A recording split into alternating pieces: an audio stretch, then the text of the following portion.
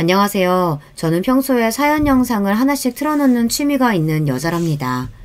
귀는 흥미로운 사연의 내용을 열어두고 손과 눈으로는 다른 일을 하다 보면 아주 효율적이고 좋더라고요. 여러분도 혹시나 일상 속에서 지루한 과정을 처리하실 일이 있거든 사연 영상을 하나씩 틀어놓으시면 덜 지루하고 시간도 빨리 가고 재미있으실 거라고 그렇게 조언을 드리고 싶어요. 그동안 사연을 신청하는 걸 머릿속으로 상상만 해왔는데 드디어 현실로 이뤄보네요. 이렇게 별거 아닌 듯 싶어도 작은 도전을 통해서 일상의 활력이 찾아오는 것 같아요. 넓게 보면 인생의 그림이 다채로워지고요. 단조로운 것만큼 지루한 것은 없으니 인생이 다채로운 모양으로 사라지면 당연히 좋겠지만 그게 가슴이 철렁 내려앉는 롤러코스터 놀이기구처럼 무서운 내리막길 구간이 있다면 그건 또 너무 감당하기 힘들겠죠. 언제 상승 곡선이 있을지 기약이 없으니 내리막길 구간을 내려간 다음에는 온통 눈앞이 캄캄할 테니 말입니다. 요즘에는 스마트폰이 있어서 그런가 불로소득을 향한 접근 방식이 너무 쉬워져서 아직 사리분별이 안 되는 젊은 어린 나이의 청년들이 많이 희생되네요.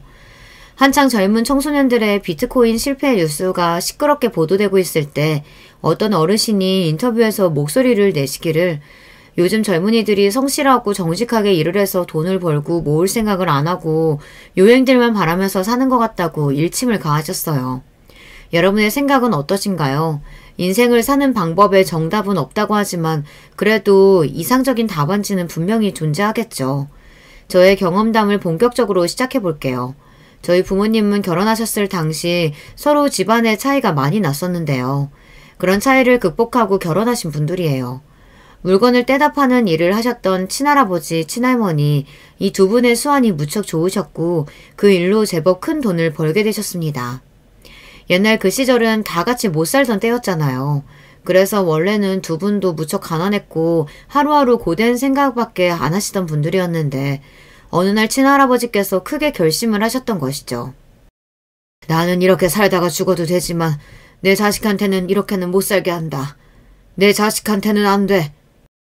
당신의 삶을 자식에게 대물림 해주기 싫으셨던 것이에요. 그 결심을 당연히 친할머니께서도 적극 동조해 주셨고 함께 머리를 맞대고 고민하시다가 과감하게 새로운 영역에 뛰어드셨던 거예요. 도전하는 자에게 기회가 주어진다고 하죠. 두 분에게는 기회가 주어졌고 그 기회는 아주 요긴하게 쓰임받았습니다. 그렇게 스스로 인생을 개척하신 정말 멋진 분들 아래에서 저희 아버지가 자라나셨던 거예요. 쉴 틈 없이 움직이셨던 두 분의 노고 덕분에 아버지는 아주 어렸을 적을 제외하고는 배를 골아본 적이 없으셨다고 하네요. 정말 대단하고 감사한 일이죠. 아버지가 성인이 되시고 나이가 더 들어갈수록 집안의 형편은 점점 더 나아진 상태였고요.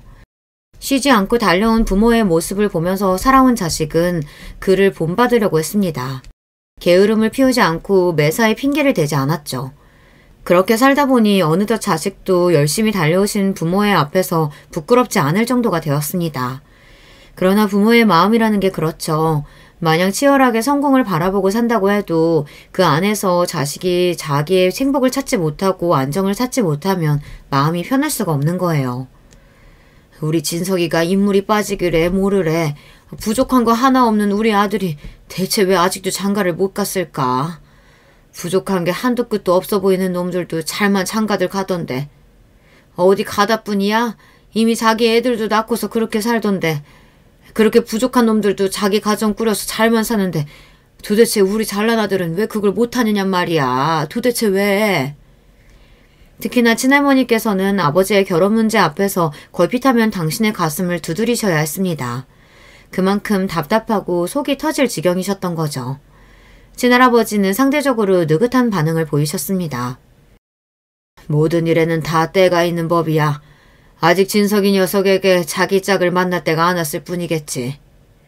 참을성 없이 보채는 친할머니의 태도가 잘못되었다는 지적도 하셨다고 하고요. 하지만 시간이 더 지나자 이제는 친할아버지도 역시 초조해지기 시작하셨습니다.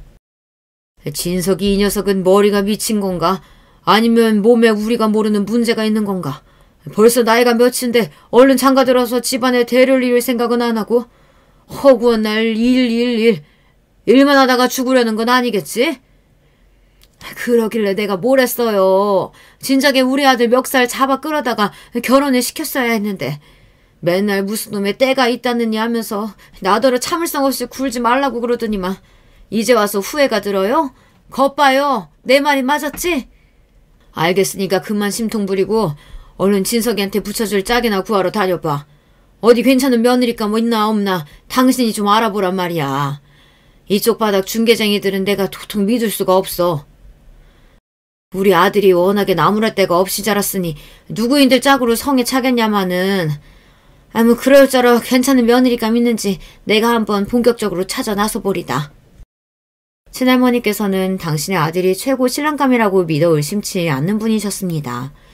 친할아버지의 곁에서 함께 일을 해오셨던 그런 분이셨으며 여장부 기질 또한 지니고 계셨던 친할머니께서는 당신의 마당발과 매의 눈을 동시에 발동시켜서 최고의 신부감을 찾고자 나셨습니다. 웬만한 신부감이 아니면 당신의 눈에 며느리감으로 절대 만족스레 보이실 리가 없었으니까요. 그러나 나중에 친할머니께서 회상하시기를 아버지가 나이가 그 당시에 좀 있는 분이다 보니 어린 여자들은 시집을 안 오려고 했는데요. 아버지가 능력이 아주 좋으신 분이라는 걸 알고 나서는 너나 할 것 없이 시집을 오겠다며 손을 들었다가 보통 내기가 아니신 친할머니를 딱 마주하고 나면 또다시 너나 할 것 없이 그 들었던 손을 슬그머니 내려서 감추었다는 것입니다. 친할머니께서는 그 젊은 아가씨들이 죄다 배가 불러서 사리분별을 못한다고 생각하시며 혀를 끌끌 차셨어요. 그렇지 않고서야 당신의 아들 같은 최고 신랑감을 마다한다는 게 말이 안 되었거든요. 친할머니께서 아들 사랑이 너무 지극하셨기 때문에 착각을 그리 하신 것만은 아니었어요. 객관적으로 아버지의 조건이 좋았으니까요. 그리고 요즘도 아니고 그 시절까지만 해도 결혼을 하는 모양새가 중매나 맞선을 끼는 경우가 허다했고 여자 쪽이 나이가 한참 어린 게 전혀 놀랍지 않았으니까요. 그런데도 정말 희한한 게 며느리감이 안 구해지더라고요. 주변에서 친할머니를 향해 그것이 참 귀신이 고칼 노릇이다 이런 소리를 오죽하면 자주 하였다고 합니다. 상식적으로 납득이 안 가는 상황의 연속이었으니까요. 아버지는 당신의 결혼 문제 때문에 친할아버지와 친할머니께서 자꾸만 언쟁을 하는 일이 생기자 재차 의견을 내셨습니다. 아버지 그리고 어머니 저 정말 결혼 같은 거 안 하고 싶다니까요. 두 분이 언쟁 벌이시던 거 있고 사이좋게 동시에 기함하실 만한 내용이 있어요. 안 된다. 진석이네가 우리 집안의 대를 이어야 돼 이놈아. 그래 우리가 뭐하러 이날 이때까지 피똥 싸가며 열심히 살았는데 그건 다 너를 위해서였어. 너 잘 되는 거 보려고. 네가 어려움 없이 잘 살았으면 해서 그런 거야. 그런데 네가 결혼 안 하면 우리는 어떡하니? 강인한 친할머니께서 드물게 눈물까지 글썽글썽 하시자 아버지가 한숨을 쉬며 안타까운 목소리를 내셨어요. 결혼을 안 해도 잘 살 수 있는 거 아니에요? 저는 아버지하고 어머니하고 이렇게만 살아도 좋아요. 우리가 안 좋아. 진석아, 사람은 나이를 먹으면 누구나 결혼을 하는 거란다. 반드시 그래야 하는 법이야. 그러는 법이 어디 있어요. 뒷산 아래에 사시는 용철이 삼촌도 결혼 안 하셨잖아요. 나이가 이제 50이 다 되어 가던데. 그래도 잘만 사시잖아요. 그래서 불쌍한 인간이라고 온 동네에서 손가락질 받잖니. 그건 동네 분들이 이상한 겁니다. 결혼 안 한 게 이상한 게 아니에요. 불과 몇십 년만 지나보잖아요. 그때는 결혼이 필수가 아니라 선택이라고 모두가 말하는 시대가 올 겁니다. 두고 보세요. 뭘 두고 봐. 나는 안 두고 보련다. 나는 우리 진석이가 결혼하는 거 보련다. 나는 누구보다 잘난 우리 아들 진석이가 결혼 안 하고 주변에서 이상하다는 손가락질이나 받으며 늙어가는 거 그거 절대 용납 못해. 진석이 너 딱 말해봐라. 결혼을 하면 어디 죽는 병이라도 걸렸니? 그래서 그래? 아니에요. 단순한 이야기예요. 저는 결혼하고 싶은 여자가 없어요. 여자친구를 2번 사귀어봤지만 결혼하고 싶다는 생각은 전혀 안 들었습니다. 그래서 저는 결혼할 팔자가 아니라고 생각하게 되었어요. 대신 일을 할 때면 즐겁고 힘이 납니다. 누가 그렇게 열심히 살라고 등 떠민 것도 아닌데 그러는 버릇을 너는 왜 네 아버지한테서 쓸데없이 물려받았어? 진석아, 너 혹시 만약에 너 마음에 드는 여자 나타나면 그때는 결혼할 거니? 응? 그럴 거지? 글쎄요. 아마도 그렇겠죠. 하지만 어머니가 소개해주신 여자들은 제 마음에 조금도 들지 않았어요. 전부 좋은 분들이었으나 결혼할 인연은 아닌 듯 싶었어요. 그 여자들 다 잊어버려. 내가 원하는 며느리감들은 애초에 아니었는데 거참 희한하게 실이 너하고 붙여줄 아가씨 후보들이 내 손에 안 잡혀 들어온단 말이야. 암만 생각해도 요상해. 어머니, 제발 적당히 하세요. 안 되는 걸 억지로 하려고 드시니까 하늘이 일을 그르쳐 놓는 것이겠죠. 아버지가 피곤하다는 듯 고개를 흔들었으나 친할머니의 의욕은 더욱이 활활 타오르고 있었습니다. 다른 게 대수였겠나요? 당신의 아들을 결혼시키는 만큼 우선시 되는 것은 없었으니까요. 이제 할머니께서는 친할아버지의 전폭적인 지원까지 받아가며 다른 지역까지 출동하셔서 며느리감 물색에 들어가셨습니다. 그리고 최종으로 3명의 신상을 기재하여 아버지에게 내미셨죠. 드디어 됐다. 우리 아들, 이제 이 중에서 네 마음에 가장 드는 아가씨하고 결혼하면 돼. 내가 셋 모두한테 이미 모든 동의 다 받아놨다. 너만 대답하면 이제 끝이야. 그러자 아버지는 몹시 난감하신 얼굴이 되셨고 친할아버지와 친할머니 앞에서 사흘 후에 긴히 드릴 말씀이 있다고 그러셨습니다. 두 분은 영문을 모르셨고요. 심사숙고해서 선별해내신 며느리감 후보들이 친할머니께선 모두 마음에 드셨어요. 그건 친할아버지 역시도 마찬가지셨고요. 그래서 두 분은 더욱 떨리는 심정으로 사흘 후를 기다렸습니다. 그리고 마침내 당일이 되었을 때 아버지는 혼자 귀가하지 않으시고 누군가를 옆에 동반하신 상태였습니다. 두 눈을 의심하시던 두 분 앞에서 마침내 모습을 드러낸 저희 어머니가 인사를 올리셨습니다. 안녕하세요. 처음 인사드립니다. 꾸벅 인사를 올리는 모습에 친할머니께서는 설명을 요구하시는 눈빛으로 아버지를 바라보셨습니다. 그리고 아버지가 말씀하셨죠. 아버지, 어머니, 제가 결혼할 여자입니다. 저 이 여자하고 결혼하고 싶습니다. 친할아버지께서는 너무 당황하고 놀라신 나머지 급하게 움직이시다 넘어지기까지 하셨습니다. 그 바람에 거실에 우당탕탕 소리가 울려 퍼지고 친할머니께서는 그게 대체 무슨 소리냐며 손에 3명의 며느리감 후보가 적혀있는 종이를 짤짤 흔드시며 저희 어머니가 대간절 어디에서 갑자기 튀어나온 어디 사는 누구인지 당장에 알고자 하셨습니다. 그래서 그때 정말 정신이 하나도 없었다고 어머니가 두고두고 곱씹으셨죠. 뭐라고? 집에 돈은 없는데 빚이 있어?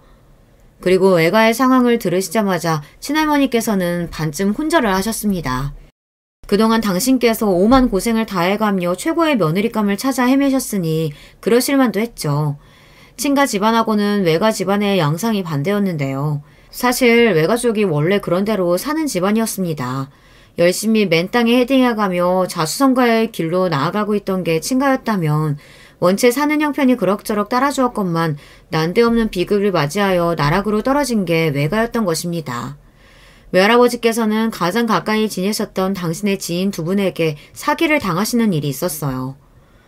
내 평생 게으름 한번 떨지 않고 부지런하게 살아오면서 처자식 먹여 살리느라 애쓰고 재산관리도 내 나름대로 착실하게 했건만 이런 기가 막히는 일 때문에 내 재산을 다 날려먹었구나. 나와 친형제나 다름없다고 믿었던 그런 사람들이 내 뒤통수만 내내 노리고 있었을 줄이야. 이 세상에 믿을 수 있는 건 아무것도 없었던 거야. 내가 너무 아니라고도 순진하고 바보 같았구나. 어찌 겁도 없이 사람의 속을 들여다볼 수도 없으면서 함부로 감히 믿어버렸는가. 내가 왜 그랬을까? 대체 왜? 외할아버지께서는 피를 토하시는 심정으로 괴로워하셨습니다. 사기를 치고 돈을 챙겨서 잠적해버렸던 그 나쁜 놈들은 밤낮 없이 원망하고 저주하셨고요. 타고난 풍채만큼이나 항시 기세가 좋으셨던 외할아버지께서 충격과 절망에 빠져 쓰러지신 것에 외할머니께서는 눈물로 하루하루를 버티고 계셨습니다. 외가에 닥친 그 비극적인 사건은 외가 식구들에게 경각심을 안겨주었어요. 절대 남을 함부로 믿어서는 안 된다는 뼈아픈 교훈이 새겨진 것이었죠. 어느새 외가 식구들은 세상을 비관적으로 바라보며 세상 일이란 전부 부질없는 것이라고 여기며 모든 것을 다 원망하고 있었습니다. 그래서 전부 눈빛들이 살벌해졌죠. 햇살이 내리쬐던 보금자리는 이제 하루 종일 어두침침한 단칸방으로 탈바꿈한 지 오래였습니다. 그렇게 다들 좌절의 구렁텅이에 빠져서 다시는 그 이전처럼 환하게 웃으며 지낼 수 없을 것처럼 되고 말았던 그때였으나 사는 게 전부 다 부질없다고 고단한 표정으로 내내 일만 하다 정말 짧은 휴식 시간에 밖에 나와 멍하게 앉아 계셨던 어머니를 운명같이 아버지가 지나가시다가 딱 발견하셨는데 그 즉시 눈이 번쩍 뜨였던 것이에요. 특별한 용건 아니라면 저리 꺼지세요. 안 죽고 살려면 돈 벌어야 해서 바쁩니다. 1초가 아까워요. 아버지가 다가가서 말 한마디 안녕하세요 라고 하자마자 어머니한테 들으신 반응이었습니다. 그리고 아버지는 몇 날 며칠이 지나도록 머릿속에 온통 어머니뿐이었죠. 그 무렵 친할머니께서는 본격적으로 며느리감 물색에 나서겠다고 하고 계셨는데요. 그 소리를 듣자마자 아버지는 희한하게 어머니밖에 안 떠오더랍니다. 딱 한 번 5분도 안 되는 짧은 시간 동안 바라보았던 여자가 잊혀지지 않아 아버지는 당신이 아무래도 이상한 놈이니까 절대 결혼 같은 건 못할 거라고 더더욱 생각이 드셨던 겁니다. 시간이 더 흘러서 친할머니께서 아예 다른 지역까지 가서 완벽한 며느리감을 찾아오겠다고 하시는 것을 들으셨던 아버지는 초조해지셨습니다. 어머니를 보셨던 곳에 찾아가서 무작정 기다리셨죠. 그리고 마침내 어머니가 공장 건물에서 터덜터덜 걸어 나오시는 걸 보자마자 교제를 청하셨고요. 나에 대해 뭘 안다고 다짜고짜 교제하자고 그러세요? 이제부터 알아가야죠. 좋은 말로 할 때 꺼지세요. 저는 사람 안 믿는 사람입니다. 그쪽을 믿을 수가 없고요. 세상에서 제일 싫어하는 게 사기꾼이에요. 마침 그쪽이 사기꾼처럼 보이고요. 아버지는 제발 당신이 사기꾼이 아니라는 것만 증명할 기회를 달라며 간청하셨습니다. 당신이 멀쩡히 일하는 것도 있고 가족도 있고 그 집에 돈도 있다는 걸 확인만 해달라고 비셨고요. 어머니는 너무나도 그때 배가 고프셨기 때문에 요 앞에 있는 식당에 가서 국밥을 사주면 생각을 해보겠다고 하셨습니다. 어머니는 허겁지겁 국밥을 드셨고 아버지는 당신이 어떤 사람인지 살아오신 인생을 그 앞에서 줄줄 읊으셨습니다. 이야기를 다 듣고 나신 어머니가 말씀하셨어요. 그러면 교제할 상대가 아니라 결혼할 상대가 필요한 상황이 아니냐고요. 아버지는 맞다고 대답을 하셨습니다. 그게 끝이었어요. 저희 부모님이 결혼을 약속하신 과정인 고작 국밥집에서의 그 대화가 끝이었답니다. 놀랍게도 이게 사실이고요. 차라리 아무도 몰래 절절한 교제를 해왔다면 모를까. 그것도 아닌데 어떻게 저 따위 여자를 데리고 와서 결혼하겠다고 그러냐며 친할머니께서는 분에 미치겠다고 하시며 대성통곡을 하셨습니다. 당장 내 눈앞에서 치워버려! 그러자 아버지가 조심스레 대답하셨죠. 그래도 될까요? 하지만 그렇게 되면 저는 영영 결혼은 못할 것 같은데요. 뭐가 어쩌고 저째? 세상에서 제일 잘난 우리 아들 진석이가 대체 어쩌다가... 친할머니께서 가슴을 치며 우시는 동안 친할아버지께서는 평정을 찾으신 뒤 일단 이야기를 좀 더 들어보겠다고 하셨습니다. 대화가 길어지게 되었고 어머니의 입을 통해서 외가 집안에 원래부터 그렇게 사정이 어려웠던 게 아니라 불과 5년 전까지만 해도 멀쩡하게 잘 살고 있었으나 천인공노할 사기를 당하는 바람에 그렇게 된 것이라는 사실이 밝혀졌어요. 그러자 친할아버지께서는 정말 슬픈 일이라면서 고개를 끄덕이셨습니다. 뭐예요? 왜 고개를 끄덕이고 그래요? 내가 찾아온 최고의 며느리감들이 여기 이렇게 셋이나 됐는데 설마 저 어설프다 못해서 모자란 아가씨를 며느리로 맞아줄 작정은 아니겠죠? 지금까지 정말 기이할 정도로 진석이하고 맺어줄 아가씨를 찾지 못했었는데 그게 어쩌면 이유가 다 있었을지도 모르겠다는 생각이 드는구만. 하늘이 정해준 짝이 따로 있었던 거지. 그 짝이 지금 저 모자란 아가씨라고요? 모자라도 별 수 없지. 과분하게 흘러넘치는 것보다야 조금 모자라는 게 나을 수도 있어. 그래도 내가 얼마나 우리 아들 위해서 온갖 사력을 다했는데 겨우 저런 아가씨 며느리로 맞을 순 없어요. 집안은 빚이라니. 어쩔 수 없는 사정으로 집안이 그리 됐다고 하는데 살다 보면 누구나 크고 작은 시련 맞이할 수 있는 법이야. 우리도 나중에 어찌 될지 몰라. 그러니 우리가 측은한 마음으로 품어주세나. 우리 아들 더 늦기 전에 장가 보내야 할 것 아니야. 그래요. 머리로는 내가 무슨 소린지 알아들었다고요. 하지만 이 가슴이 너무 분하고 원통해서 우리 잘난 아들이 고작 저런 아가씨한테 홀라당 넘어간 게 기가 막히다고요. 친할머니께서는 당신이 울분을 토하시는 와중에도 아버지만 난감해하실 뿐이지 어머니는 허공만 바라보고 계시는 것에 더욱 화딱지가 나셨습니다. 마지못해 결혼은 허락해 주어도 앞으로 가만 안 두겠다고 하셨죠. 어머니의 반응은 간결했습니다. 네, 앞으로 잘 부탁드립니다. 그 모습에 친할머니는 처음으로 흠칫하셨습니다. 5년 동안 지옥의 구렁텅이 속을 사정없이 구르셨던 어머니의 내공이 엿보였기 때문입니다. 어머니는 친할머니께서 그 어떤 괴롭힘을 선사하시든 꿈쩍도 하지 않았습니다. 빚에 시달리지 않고 자는 공간도 넓은 집에서 생활하는 것만으로도 어머니는 너무 행복하셨고 만족하셨기 때문입니다. 조건을 보고 얼떨결에 결혼하셨던 어머니셨으나 아버지와 부부싸움 하는 법 없이 평화롭게 잘 사셨답니다. 어머니만 보면 이를 바득바득 하시며 당신이 최고의 며느리감을 찾아내기 위해 드렸던 그 모든 헛수고를 떠올리시느라 악에 받쳐 계셨던 친할머니께서는 시간이 지날수록 차차 마음을 열게 되셨어요. 외할머니와 외할아버지께서 사기를 당해 가세가 주저앉기 전까지는 어느 정도 받쳐주는 환경에서 살아오신 분들이었기 때문에 친할머니께서 느끼기에는 격을 갖추신 분들로 여겨졌던 거예요.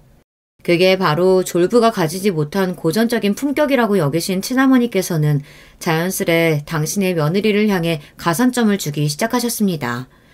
게다가 어머니가 아들을 딱 낳으셨거든요. 드디어 손자를 얻었구나.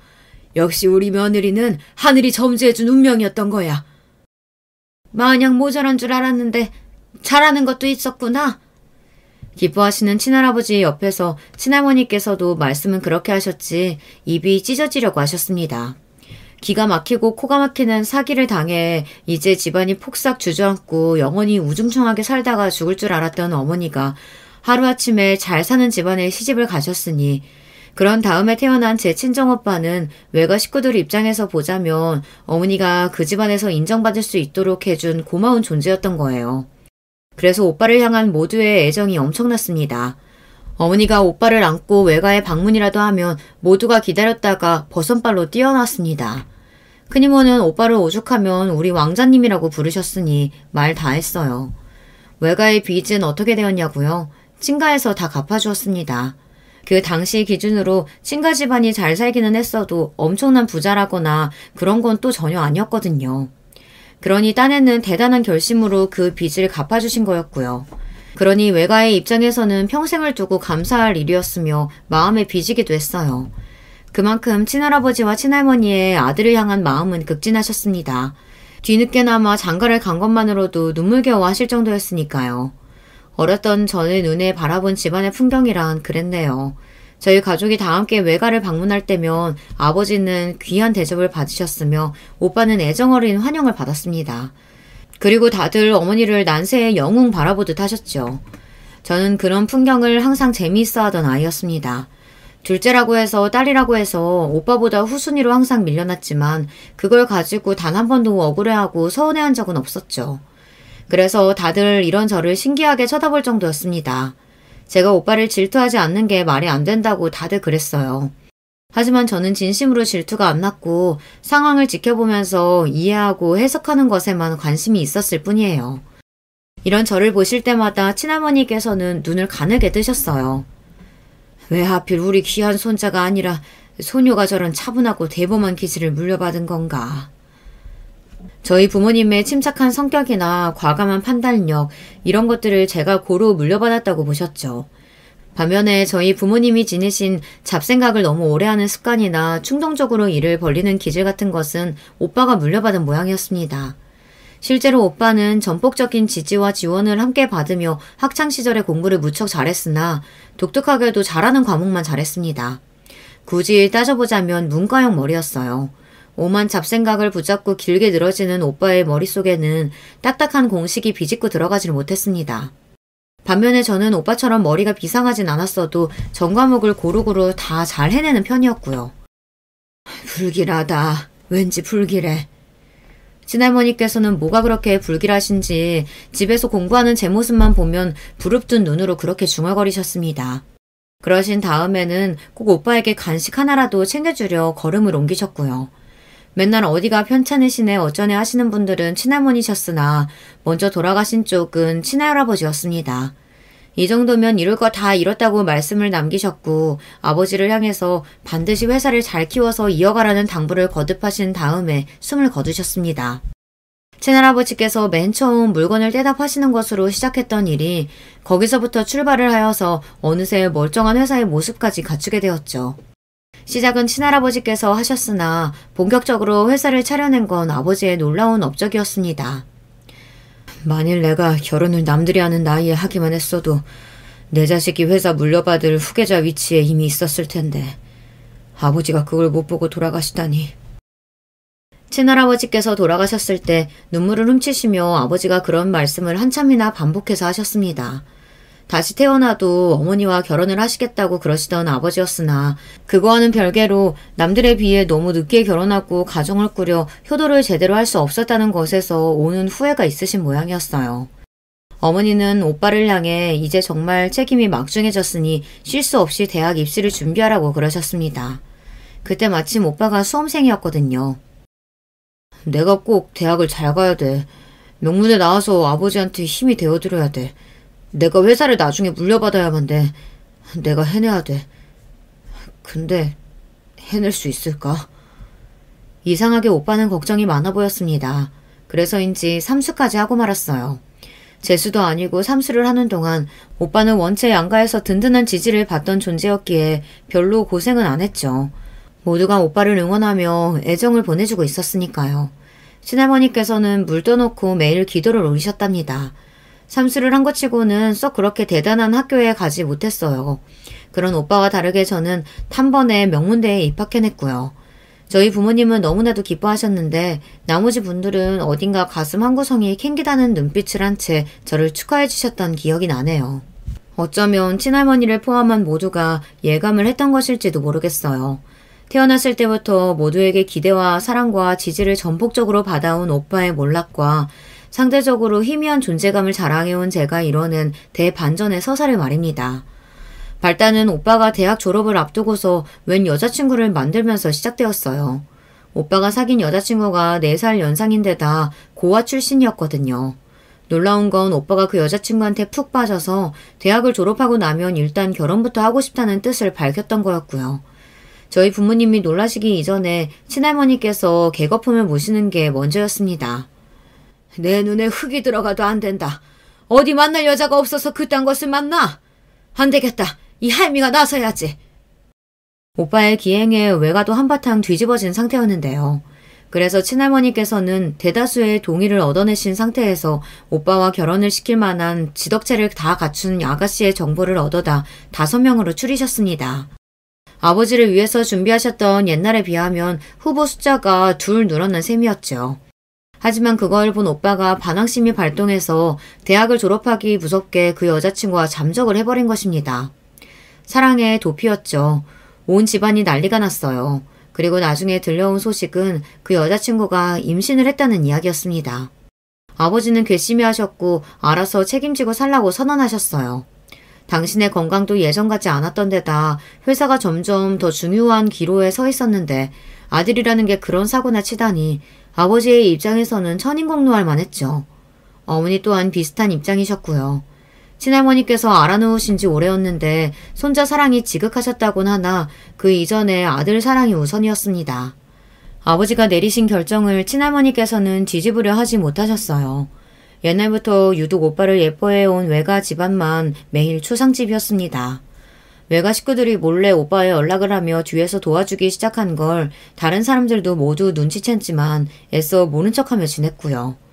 명문대를 좋은 성적으로 졸업한 저는 대기업에 들어가서 2년 1개월 동안 사회생활을 해봤고요. 그런 다음 아버지의 회사로 들어갔습니다. 저는 차분하게 분위기부터 읽으면서 업무를 시작했고요. 내가 이럴 줄 알았어. 손자가 아니라 소녀가 좋은 걸 다 물려받고 태어난 걸 내가 진작에 알아봤었지. 저로서는 좀 민망하게도 이제 회사로 들어간 직후부터 할머니의 건강이 많이 나빠졌습니다. 이제는 슬슬 마음의 준비를 하면서 지내야 할 때가 되었죠.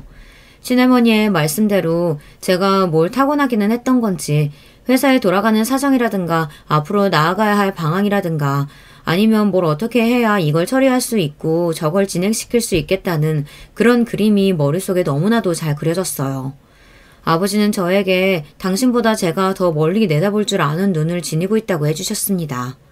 저는 과찬이라고 생각했으나 그때 저를 바라보시던 아버지의 눈빛은 한없이 진지하기만 했답니다. 저희 집안에 좀 독특한 내력이 있다고 생각했던 것은 제가 남편을 만나고 나서부터예요. 직설적으로 표현을 해보자면 제가 한쪽이 많이 기우는 결혼을 했거든요.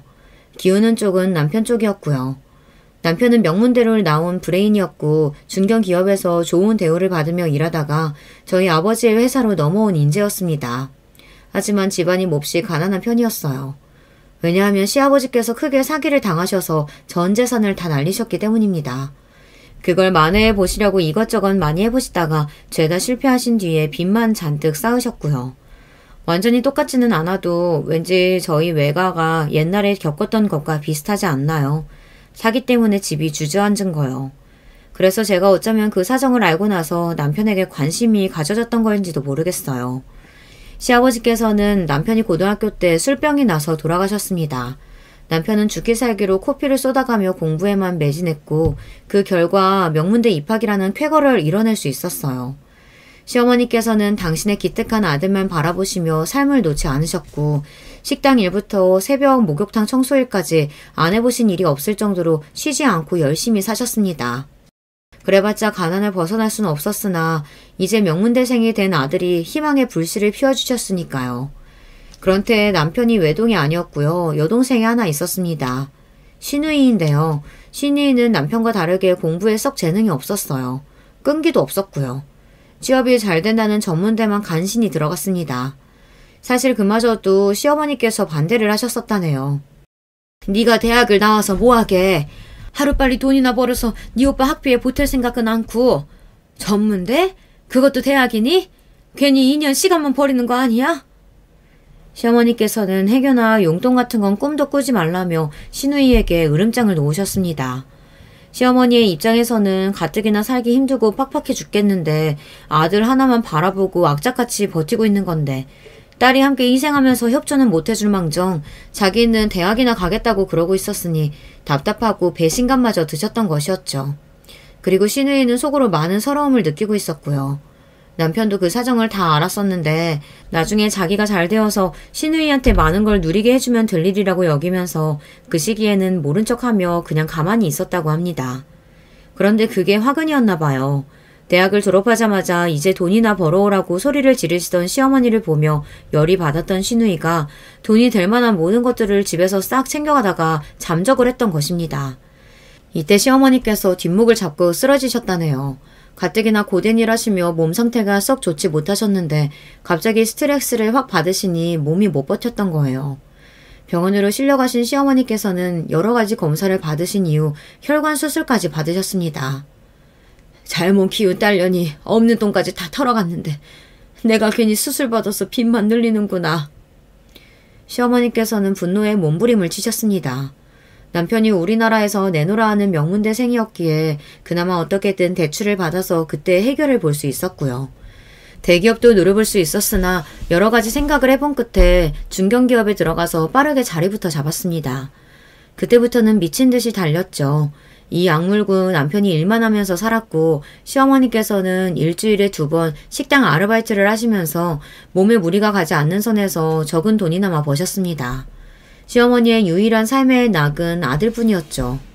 남편이 시어머니의 인생에서 진리이자 빛이었던 거예요. 중견기업에서의 회사 생활에 적응을 마치고 안전궤도에 접어들자 남편이 여자친구도 만들었었는데 시어머니께서 개거품을 물고 반대하시는 바람에 금방 헤어졌습니다. 감히 지방대 나와서 고작 격리일이나 하는 주제에 내 아들을 넘봐? 내 아들이 어떤 아들인데? 내 아들은 미래의 대통령감이야. 근데 고작 그딴 년이 내 아들을 홀려?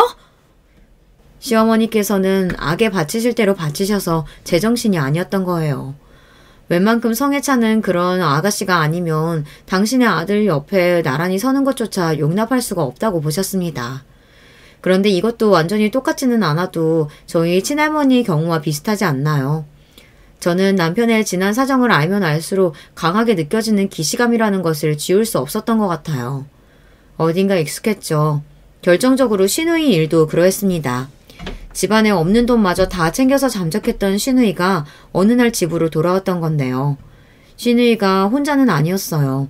갓난 아기를 품은 채 돌아왔습니다. 시어머니께서 넋이 나간 채로 딱 한 가지만 물어보셨다고 하네요. 네가 낳은 아기는 아니지? 그리고 신우이가 머뭇거리다가 고개를 푹 숙이며 이렇게 대답했고요. 왜 아니겠어요. 시어머니께서는 거의 혼자를 하고 마셨습니다. 정신이 혼미해진 와중에도 당신의 딸을 향해서 애아빠는 그럼 어디 있냐며 그런 걸 물어보셨다고 해요. 애아빠는 도망가서 죽었는지 살았는지 모른다는 대답이 들려오자 그때는 정말 혼절을 하고 마셨습니다. 이건 역시 제 친정오빠와 완전히 똑같진 않아도 어딘가 연상되는 사연이었죠. 하나뿐인 여동생이 아빠도 없는 아이를 데리고서 집에 오다니 남편은 눈앞이 아득해졌습니다. 솔직한 심정으로는 그때 하늘이 노래지는 것만 같았다네요. 첩첩산 중 그야말로 산 넘어 산이었습니다. 남편이 잘 다니던 중견기업에서의 생활을 그만두고 저희 아버지 회사로 넘어오기로 결심한 것에는 신우이가 지대한 공을 세웠던 거예요. 돈을 조금이라도 더 많이 주는 곳, 그러면서도 앞으로 망할 염려가 없는 곳, 미래를 그려볼 수 있는 곳, 그런 곳으로의 이직을 꿈꾸던 남편이 아버지 회사로 넘어왔고 그렇게 제가 남편을 만나게 되었습니다. 걸어온 길마다 첩첩산중이었던 데다 악에 바칠 대로 바치신 시어머니의 참견까지 있었기 때문에 남편은 결혼 정년기가 지나고도 아직 미혼이었습니다. 사랑하는 사람을 만나서 가정을 꾸리고 싶다는 바람이 남편이라고 해서 왜 없었겠나요? 그러나 자신이 처해 있던 여러 가지 상황 때문에 여태까지 그럴 수가 없었던 것 뿐이죠. 남편을 만나고 나서야 저는 부모님의 일화가 비로소 진정으로 이해가 되었습니다. 말로는 설명할 수 없는 그런 기분에 휩싸여 어머니를 처음부터 사랑하게 되셨던 아버지와 딱 한 번 함께 국밥을 먹던 그 자리에서 먼저 결혼을 하자며 이야기를 바로 꺼내셨던 어머니의 그때 그 심정. 그 이야기의 모든 것이 저에게 해당되었으니까요. 돌려서 표현할 것도 없었던 저는 남편과 결혼을 하고 싶었습니다. 저보다 연상인 만큼 진중한 태도를 많이 지닌 남자였어요. 제가 분명 배울 점도 많이 지니고 있었습니다. 솔직히 말해서 저는 제가 타고난 능력 그리고 배경에 기대어 일을 처리할 때 약간은 오만한 구석을 가지고 있었는데 남편을 보면서 왠지 겸손해지는 느낌을 받았습니다. 저 스스로가 아직 나는 멀었구나 라는 기분을 처음 느꼈고요. 그걸 느끼게 해준 남편과 앞으로 기나긴 길을 함께 걸어가고 싶었어요. 저희 부모님은 놀랍게도 제 뜻을 무조건 존중해 주셨습니다. 제 선택이라면 틀리지 않을 것이라고 봐주셨어요. 때로는 과감한 직감이 인생을 성공적으로 이끌어가더라. 내 경험이야. 어머니는 그렇게 말씀해 주셨죠. 오늘 내일 하고 계셨던 친할머니께서는 제가 드디어 미쳐서 이상한 결혼을 한다고 그러셨습니다. 제가 이런 기행을 벌일 것 같으면 차라리 오빠를 용서하고 데려와도 괜찮지 않느냐며 애절한 목소리를 내셨죠. 하지만 돌아가시기 직전에는 저를 향해서 잘해봐라 같은 응원의 말씀을 마지막으로 남겨주신 분이랍니다. 시어머니께서는 남편이 결혼을 하겠다고 하자 일단 깜짝 놀라셨어요. 아이고야, 그게 정말이니? 진심인 거야? 몇 년을 아무 여자하고도 안 만나고 지내는 것 같아서 내 마음이 막 애가 타고 미치겠다가도 나 때문에 우리 아들이 아무것도 못 만나고 그러는 걸까봐 빨리 차마 결혼하라고 채근하지도 못하고 얼마나 가슴만 졸이고 있었는지 모른다. 네가 혼자서 늙어 죽게 되는 건 아닐까. 내가 간밤에도 그 걱정으로 잠을 설쳤는데. 자, 그래서 어떤 여자랑 결혼한다는 거니? 응? 당연히 아가씨 소리 듣도록 너보다 한참 어린 여자겠지? 그렇겠지? 네, 저보다 어립니다. 한참 어리진 않지만 저보다 잘나고 능력이 아주 좋은 여자예요. 뭐? 너보다 잘난 여자가 어딨어? 누군데? 뭐하는 여잔데? 제가 다니는 회사 있잖아요. 회장님 딸이에요. 뭐? 무슨 딸? 누구? 회장님 딸? 시어머니께서는 그대로 오열을 하셨습니다. 내 아들이 드디어 해냈다고 내 아들 최고로 장하다고 외치시며 너무 기뻐서 울다가 끝내 탈진하셨을 정도였다네요. 저도 항시 바쁜 몸이었고 시댁하고 가까이 살지 않았기 때문에 제가 결혼하고 나서 시어머니를 뵐 일이 거의 없었습니다. 전화만 드려도 너무나 좋아해 주시는 분이었고요. 어머, 우리 며느리가 전화를 다 해줬네. 아이고 황송해라. 바쁘고 귀한 우리 며느리가 굳이 나 때문에 시간 안 내도 됐는데 미안해서 어쩐담? 아니에요 어머님. 더 자주 연락 못 드려서 그게 죄송하죠. 다음 주말에는 꼭 찾아뵐게요. 적정의 선이라는 걸 아주 적절하게 지키며 잘 지내는 그런 고부 관계라고 저는 생각했었습니다. 아무런 문제가 될 것도 없었고요. 그러던 어느 날 저희 아버지가 건강이 많이 나빠지셨습니다. 마음의 준비를 하시라는 의료진의 말을 듣고 나서 어머니와 부둥켜 안고 엉엉 울었는데 정작 아버지는 의연하셨습니다. 저를 믿는다고 해주셨어요. 내가 말했었지. 너는 나보다 멀리 내다보는 눈을 지녔다. 너의 선택을 믿고 앞으로 곧게 나아가라. 너라면 해낼 수 있어. 나보다 더 멋지게. 그리고 아버지는 오빠를 진작 용서해주지 못하신 것을 후회한다고 하셨습니다. 그것만으로도 저는 의미를 알아들었죠. 슬픔 속에서 아버지를 보내드렸습니다. 하지만 현실의 대비는 지체될 수 없었죠. 저는 아버지가 위독하셨을 때부터 남편과 상의해온 것들을 실현하기로 하였습니다. 아버지도 이런 제 결정을 다 짐작하고 돌아가신 상태였고요. 그건 바로 남편이 회사를 대표하는 얼굴이 되는 것이었어요. 이런 중대한 사항을 오래 미뤄줄 수 없어 빠른 준비를 마친 끝에 발표를 했습니다. 뭐? 내 아들이 회사를 물려받아? 이럴 수가. 신이시여 감사합니다. 기특한 내 아들이 결국에는 거기까지 해냈구나. 아들 바라기 시어머니께서 감격에 차셨으면 물론이고요. 남편이 회사의 대표로 등극한 걸 직접 봐야겠다고 하셨고 당연히 회사로 와보고 싶어 하실 수 있다고 생각해서 저희 부부가 흔쾌히 시어머니를 맞이하였어요. 회사 건물에 도착하신 시어머니를 남편이 듬직한 모습으로 맞아들였습니다. 저는 흐뭇한 미소를 짓고 있었고요. 그런데 감동에 젖은 눈으로 여기저기를 둘러보시며 이동하시던 시어머니께서 돌연 저를 보며 포욕스러운 눈빛을 하시더니 이렇게 말씀하신 겁니다. 너는 뭔데 여기 있니? 너는 이제 없어도 되는데 말이야. 네? 어머님 그게 무슨 말씀이세요? 이 회사가 어떤 곳인지 어머님도 잘 아시면서요. 잘 알지. 이제 내 아들의 것이 된 회사라는 거. 내가 잘 알지. 그러니까 하는 소리 아니겠니? 네가 내 아들 옆에 계속 붙어있으면 내 아들의 뜻대로 회사 꾸려가는 것에 방해만 되겠지. 네가 얼마나 창업주 핏줄이랍시고 오만참견 다 하겠니? 그래봤자 이제 이 회사는 내 아들 건데. 그러니까 너는 이만 퇴장하는 게 좋겠다. 네 역할 다 해줬으니까 내 아들하고 조용히 이혼만 해주면 내가 아주 바랄 게 없겠어. 사람이 너무 놀라면 아무 말도 안 나오고 그냥 어이없는 웃음 정도만 지어진다는 게 제가 그 자리에서 알았습니다. 시어머니를 만류할 필요도 없었어요. 하얗게 질린 남편이 당장 시어머니의 팔을 잡고 끌고 가기 시작했거든요. 미치신 거예요? 노망 나셨어요? 어머니 진짜 왜 이러시는 거예요? 당장 일단 나가세요. 나가긴 뭘 나가? 내 아들 회사에서 내가 있겠다는데. 어머니 여기 제 회사 아니에요. 어머니 아들 회사 아니라고요. 실질적인 회사의 소유주, 그러니까 진짜 주인이자 실권자는 어머니 며느리예요. 어머니 아들은 그냥 말 그대로 꼭대기에서 일을 하는 대표 역할이라고요. 이해가 안 되세요? 남편이 분통을 터뜨렸고 시어머니께서는 얼이 빠져버리셨습니다. 입만 뻐끔거리시다가 저를 돌아보셨고요. 민망함과 수치시며 얼굴을 빨갛게 물들이셨죠. 그러더니 앓는 소리를 내시며 쓰러지셨습니다. 그 모습에 저희 부부가 동시에 한숨을 내쉬었네요. 시어머니께서는 병원에서 링겔을 맞으시고 금세 회복하셨고요. 창피해서 얼굴을 차마 못 드신 채로 기어들어가는 목소리로 저에게 미안하다고 간신히 사과를 하셨습니다. 저는 차라리 잘됐다 생각했고 이참에 이 일을 명분 삼아서 시어머니와 선을 긋고 거리를 두게 되었어요. 남편에게도 그러라고 했고요.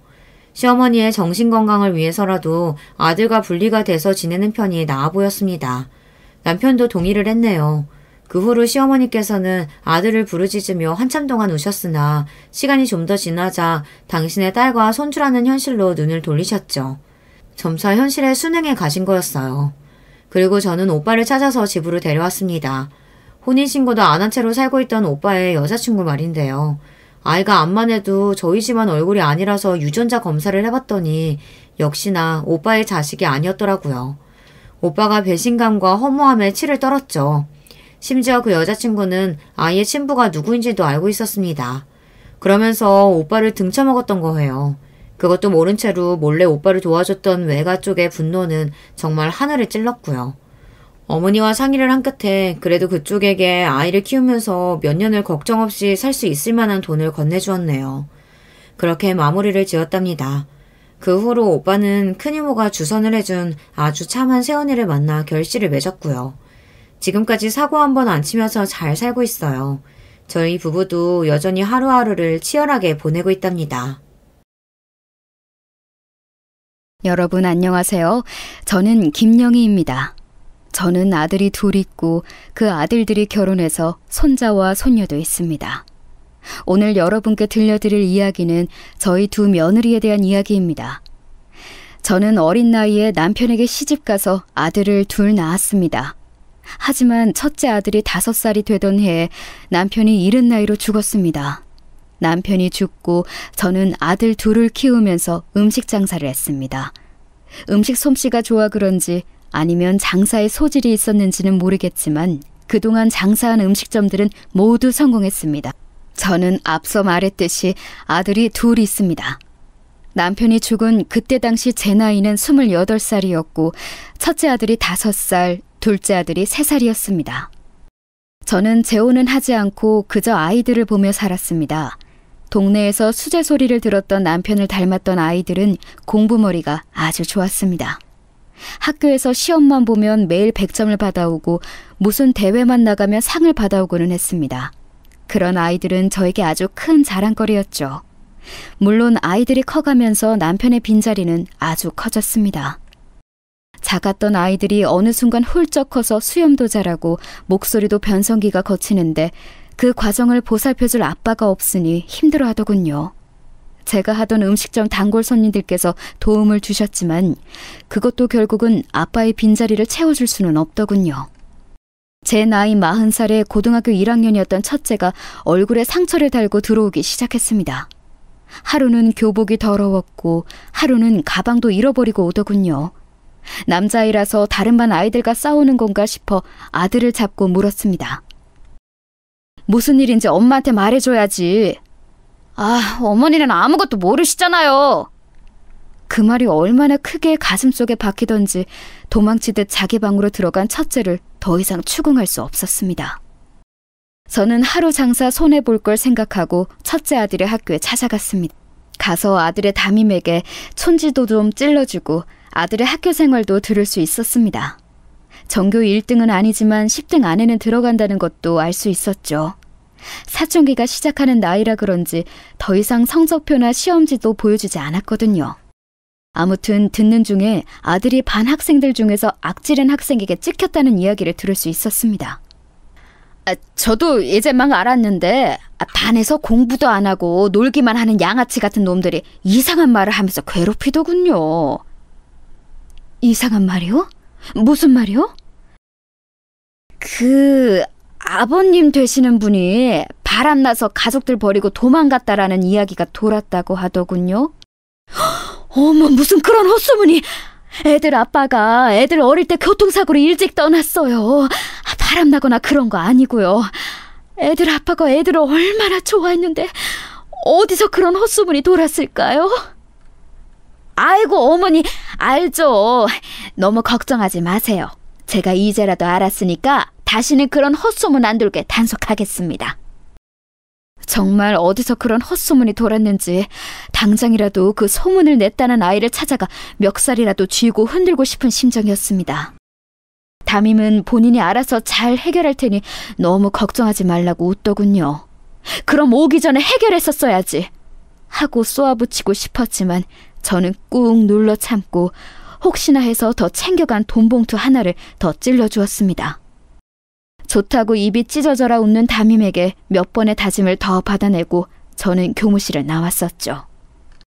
교무실 앞에는 첫째 아들이 절 기다리고 있었습니다. 다행히 오늘은 별일이 없었는지 교복도 깨끗했고 가방도 들고 있더군요. 저는 그런 아들을 데리고 나와 아들 품에 간식거리를 안겨주며 말했습니다. 엄마가 지금 알아서 미안해. 어디서 그런 헛소문이 돌았는지. 너희 아빠가 너희를 얼마나 사랑했는데 그런 이야기가 돌았을까? 제 말을 들은 첫째 아들은 잠시 아무 말도 하지 않더니 곧이어 눈물을 뚝뚝 흘리기 시작했습니다. 저는 그런 아들을 꽉 안아주고 등을 다독여줬죠. 아들은 그렇게 한참을 눈물을 흘리다가 제 어깨에 얼굴을 묻으며 말하더군요. 그날 심한 말해서 죄송해요. 저는 그런 첫째를 더 꽉 안아줬습니다. 그날 저녁 저희 세 가족은 이른 저녁을 먹고 거실에 나란히 누워 많은 이야기를 했습니다. 첫째가 학교에서 반 아이들과 싸웠던 이야기, 둘째 학교에서는 그런 일은 없었는지, 각자의 담임 선생님은 어떤 사람인지, 평소 저녁에는 뭘 하고 있는지, 엄마가 다른 집 엄마들처럼 집에 없어서 미안하다는 말도 했었죠. 그때부터 저는 더 열심히 일했습니다. 그리고 저녁 때는 아이들과 집에 함께 있어주기 위해서 사람을 쓰기 시작했죠. 둘째 아들이 고등학생이 되고 나서는 다른 음식점도 차려서 돈을 모으기 시작했습니다. 수제비도 만들고 국수도 만들어 팔며 할 수 있는 건 뭐든 했습니다. 물론 모든 가게가 잘 된 건 아니었습니다. 어떤 가게는 잘 안 되기도 했지만 저는 꿋꿋하게 장사를 했습니다. 그러는 사이 아이들도 쑥쑥 커서 들어가기 힘들다는 명문대학교에 들어갔습니다. 어머니, 붙었어요! 저 붙었어요! 제 나이 43살, 당당하게 법대에 붙은 첫째가 얼마나 자랑스럽던지. 그날 아들이 대학에 붙은 기념으로 가게 앞에 플랜카드도 걸고 그 주는 돈도 받지 않고 장사를 했습니다. 동네에서도 첫째 아들의 대학 합격을 모두 축하해 주었죠. 둘째 아들도 다르지 않았습니다. 2년 뒤에 떡하니 형과 같은 대학에 합격해 저희 모두를 놀라게 해주었죠. 저는 두 아이들이 합격한 대학이 있는 동네로 이사했습니다. 그렇게 아이들은 각자의 꿈을 향해 갔습니다. 저는 아이들이 공부에만 집중할 수 있도록 뒤에서 열심히 밀어줬죠. 그렇게 세월이 흘러 큰아들은 검사가 됐고 작은아들은 의사가 됐습니다.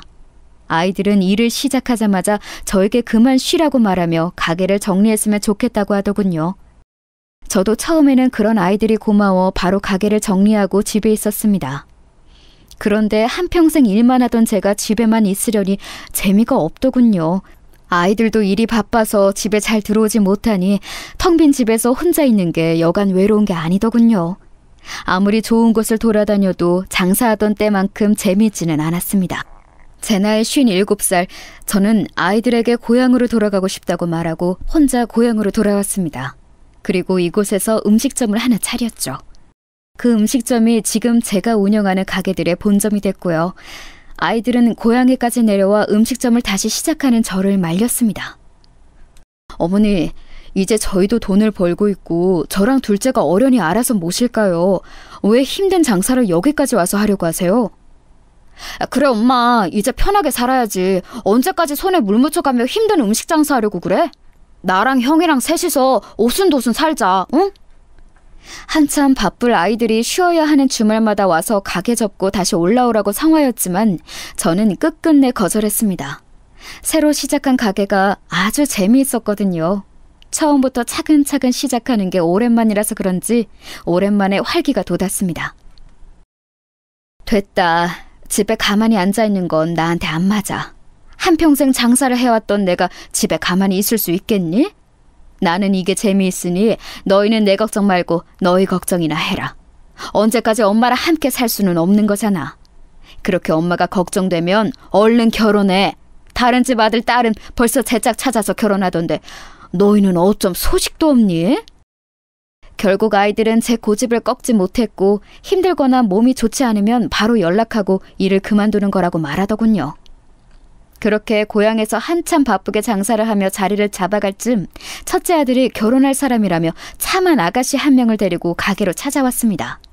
아들이 평소 존경하던 검사님의 막내딸이라고 하더군요. 이번에 아들이 존경하던 검사님이 은퇴식을 했는데 거기서 만나서 연애를 시작했다고 하더군요. 인사드려요. 우리 어머니예요. 안녕하세요, 어머님. 아들은 저와 인사를 하고 바로 상견례를 진행했습니다. 물 흐르듯이 상견례가 진행되고 결혼식 날짜가 구체적으로 잡혔습니다. 어쩜 이렇게 아드님을 훌륭하게 키우셨어요? 이 사람이 얼마나 아드님 칭찬을 했는지 아세요? 똘똘한 신입이 들어왔다고 어찌나 이야기를 하든지 은퇴식에서도 그렇게 저희 앞에서 칭찬을 하든지 이렇게 될 운명이라 그랬나 봐요. 아니에요. 애들이 알아서 컸지 제가 얼마나 했겠어요. 저야말로 저희 아들을 그렇게 잘 챙겨주셨다고 하셨는데 이제야 인사를 드리니 부끄럽네요. 우리 사위가 누굴 닮아 이렇게 겸손할까 했는데 다 사돈을 닮아 그런 거였군요. 화기애애한 상견례가 끝나고 저는 첫째 아들을 불러 집 문서 하나를 내놓았습니다. 어머니, 이게 뭐예요? 아무리 시대가 바뀌고 있다고 해도 남자 쪽에서 집을 해가야지. 이건 그동안 엄마가 너희 주려고 돈 모아서 산 집이다. 사실 그 전부터 주고 싶었는데 너희가 거부할까봐 주지 못했어. 너 일하는 곳에서 가깝고 가장 좋은 곳으로 샀었다. 명의는 엄마 이름으로 되어 있는데 너희 살다가 넘겨줄까? 아니면 지금 바로 가져갈래? 아니에요, 어머니. 어머니께서 열심히 일하셔서 번 돈으로 사신 건데 저희가 그냥 받을 수는 없죠. 감사합니다, 어머니. 제가 열심히 일해서 돈 벌어서 어머니께 사갈게요. 아이고, 그럴 필요 없다. 가져가라. 아줌마는 청산유수구나. 첫째는 제 말에 하하 웃었습니다. 저는 첫째 아들의 손을 꽉 잡고 말했습니다. 아무리 돈을 잘 벌어도 가정을 이루고 아이도 생기면 항상 돈이 부족할 거야. 이건 엄마가 너희에게 줄 수 있는 거니까 가져가렴. 너도 아기 낳으면 이런 엄마 마음 이해할 수 있을 거야. 아들은 결국 알겠다고 말했고 저는 그 다음날 바로 아들에게 집을 주었습니다. 그렇게 큰아들과 큰며느리는 혼인신고도 전에 집으로 들어가 살기 시작했습니다. 아무리 며느리라고 해도 첫째 아들이 선생님으로 따르던 검사님의 막내딸이다 보니 저희 집에서 할 수 있는 건 다 해줬습니다. 옷이나 가방 같은 것들도 하고 며느리가 가지고 싶다는 게 있으면 모두 해주라고 첫째 몫으로 모아놨던 결혼자금이 든 통장도 쥐어줬죠. 그동안 장사가 잘 되면서 첫째와 둘째 줄 집도 살 수 있었고 결혼 자금까지 따로 모을 수 있었거든요. 제가 준 집으로 들어간 첫날 첫째는 어머니께서 주신 집이니 자주자주 놀러오라는 말을 하더군요. 어머니, 이 집 어머니께서 저희한테 주신 거니까 자주자주 놀러오세요. 명의는 바뀌었지만 어머니 집인 거 똑같으니까요. 아시겠죠? 첫째가 결혼하고 얼마 지나지 않아 둘째가 소개해주고 싶은 사람이 있다며 가게로 찾아왔습니다. 엄마, 우리 왔어요! 냉큼 와서 안기는 아들을 얼러주며 같이 들어온 작은 며느리를 봤습니다. 동글동글 귀여운 얼굴이 복스러워 보이는 인상이었습니다. 둘째와는 병원에서 만났다고 하더군요.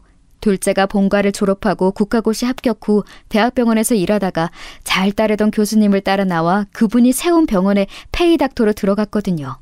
작은 며느리가 바로 그 교수님의 장녀라고 하더군요.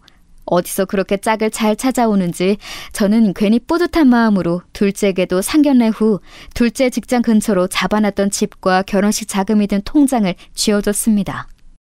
엄마, 우리 진짜 괜찮아요. 나도 모아놓은 돈 있어요. 됐다. 너가 열심히 일해서 모아놓은 돈은 나중에 더 큰일 생길 때 쓰고 이건 지금 받아둬. 너희 형도 엄마가 집이랑 모은 돈 줬다. 엄마는 옛날 사람이라서 아무리 시대가 변했다고 해도 집은 남자가 해야 한다고 생각한다. 그리고 이건 엄마가 너희 생각해서 모은 돈이야.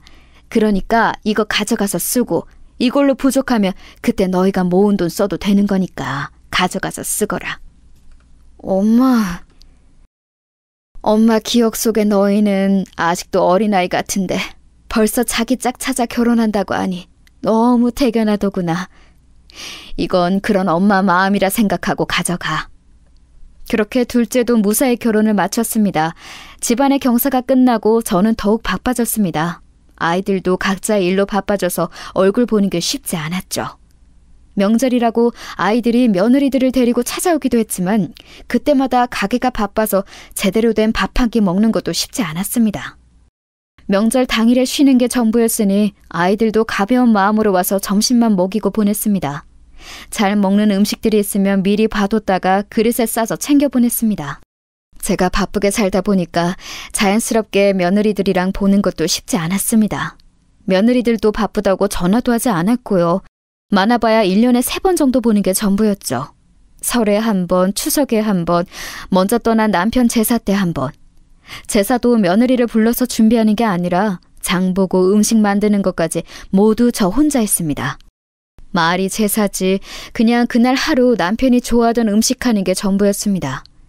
굳이 아이들을 부르지도 않았고 며느리들을 부르지도 않았습니다. 그래도 때가 되면 꼬박꼬박 아이들이랑 며느리들이 왔고 저는 외롭지 않게 남편의 제사를 치를 수 있었죠. 혹시나 이 제사가 부담될까봐 저는 아이들과 며느리들을 앉혀놓고 말했습니다. 나 죽거든 이런 제사는 안 해도 된다. 나야 내 마음 편하고 싶어서 먼저 간 남편 못해준 밥이라도 챙겨주고 싶어서 하는 거지. 너희들은 그럴 필요 없어. 에이, 엄마 무슨 그런 섭섭한 말을 해. 그건 엄마 마음이고 나랑 형은 다를 수 있잖아. 엄마가 아버지 제사 마음대로 하는 것처럼 우리도 우리 마음대로 엄마 제사할 수도 있는 거지. 어머니 말씀대로 어머니 마음대로 아버지 제사하시는 거니까 어머니 돌아가시고 나서는 저희 마음대로 어머니 아버지 제사 지낼 거예요. 그러니까 배고프시면 저희 집 찾아오세요. 아시겠죠? 이러는 거 아니겠어요? 정말 말이라도 너무 고마웠죠. 물론 며느리들 마음은 다를지 모르겠지만 그때 저는 제 아이들의 말만이라도 고마웠습니다.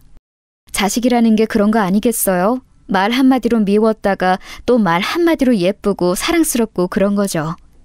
아이들이 모두 결혼하고 얼마 지나지 않아 저는 첫 손주를 품에 안을 수 있었습니다. 첫 손자였죠.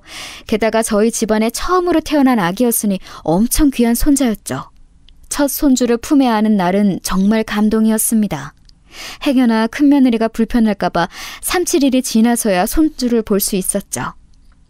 아이고, 누구를 닮아서 저렇게 코도 오똑하고 눈도 왕사탕처럼 크다니? 저를 닮았죠.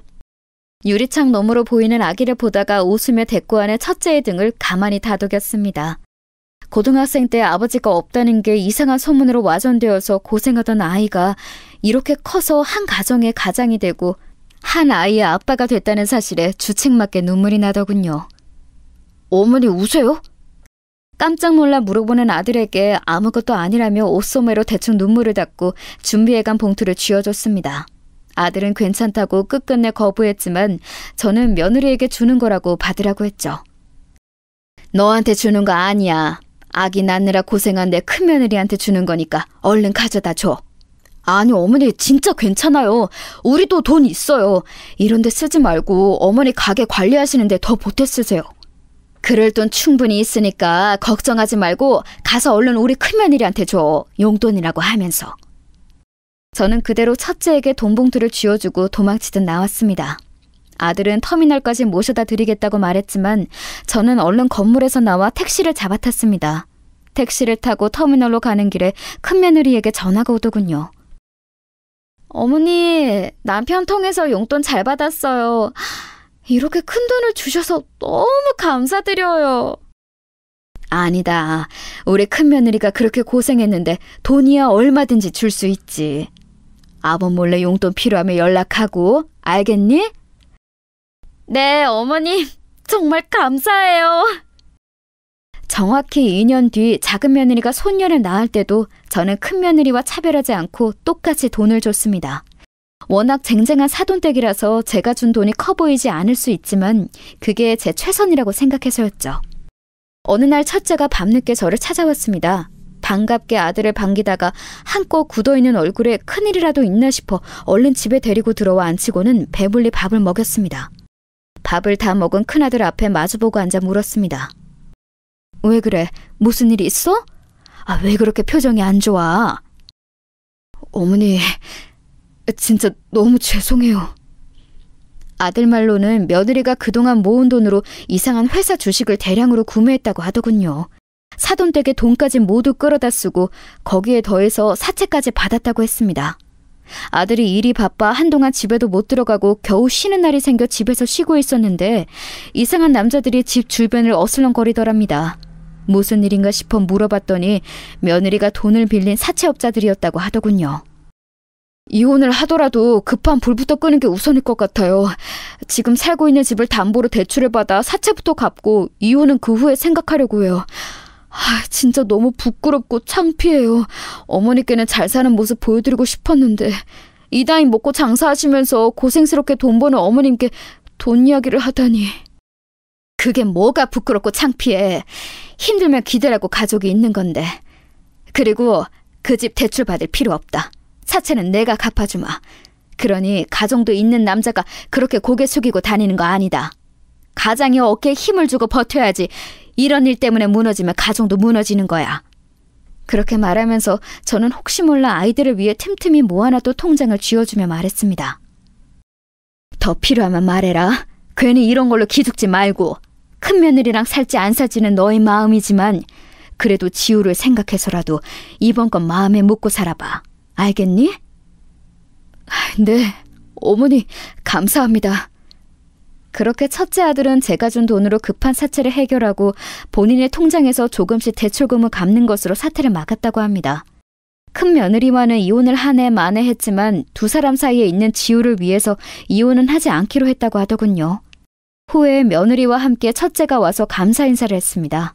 아들은 며느리를 먼저 보내고 저를 앉히더니 종이 하나를 꺼내 내밀더군요. 어머니, 이거 차용증이에요. 차용증? 아이고 됐다.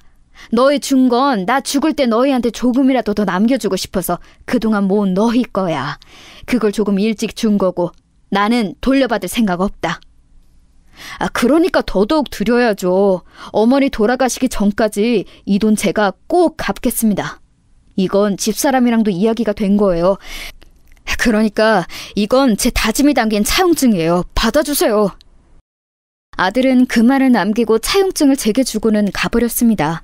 저는 그 차용증에 적힌 아들과 며느리의 사인을 가만히 내려다보다가 아이들이 준 집문서와 함께 보관하기로 했습니다. 그 후에도 몇 번 큰며느리에게 연락이 왔습니다. 아들 몰래 통장으로 돈을 보내달라고 하더군요. 큰며느리의 핑계도 여러 가지였습니다.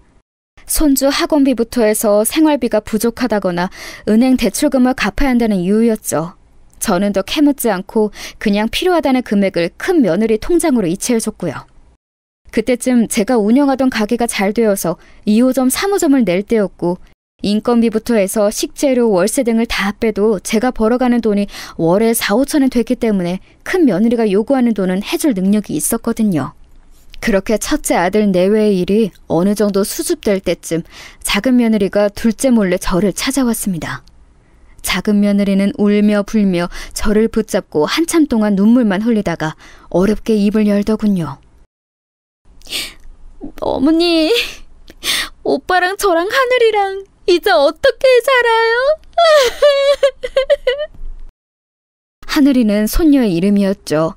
둘째나 며느리는 그렇다 치고 손녀 이름까지 나오자 무슨 일인가 싶어 다급히 물어봤습니다.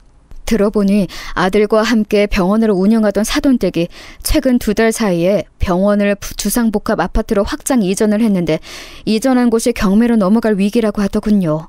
건물주가 어떤 사람과 법적 분쟁이 있었는데 법원에서 돈을 지급하라는 명령이 떨어졌고 건물주가 그 명령을 이행하지 않자 건물주의 부동산에 압류를 걸었다고 하더군요. 그 부동산 중에 하나가 병원이 들어간 주상복합 상가 2층이고요. 어머니, 저희 진짜 어떻게 해요? 우는 둘째 며느리를 달래서 돌려보내고 저는 지갑에서 김 변호사 명함을 찾기 시작했습니다. 김 변호사는 제가 처음 가게를 시작할 때부터 지금까지 일주일에 5일은 와서 점심을 먹는 단골 손님이었습니다.